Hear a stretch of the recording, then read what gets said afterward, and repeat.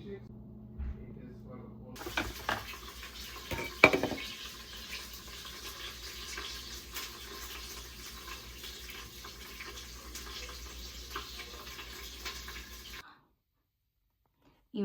కూర గుమ్మడికాయ విత్తనాలు. పులుసు గుమ్మడికాయ వేరు, కూర గుమ్మడికాయ వేరు. అది తెలుసా ఎంతమందికి? ఈ పంప్కిన్ సీడ్స్ శుభ్రం చేసి ఈ విత్తనాలు ఉన్నాయి కదా, గట్టిగా ఉండే విత్తనాలు మాత్రమే మొక్కలు వస్తాయండి. ఇలా పలుచగా ఉంటే కొంచెం కష్టం అన్నమాట. వీటిలో ఉన్న ఎంపిక కూడా చాలా అవసరం. గట్టిగా ఉన్నవే మంచివన్నమాట. ఇవి 8 నుంచి 12 గంటలు నానబెట్టాలి. అప్పుడు సీడ్స్ అనేవి 5 నుండి 10 రోజుల్లో జర్మినేట్ అవుతాయి. బయట నాటడం మట్టిలో 1 ఇంచు లోతులో నాటాలన్నమాట. దీనికి సూర్యకాంతి చాలా అవసరం.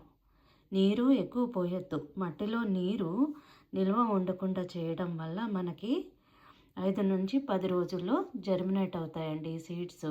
ఇది ఎంతమందికి తెలుసు? Please comment. మోరెన్ని వీడియోస్ మీకోసం ముందర ఉంటాయి.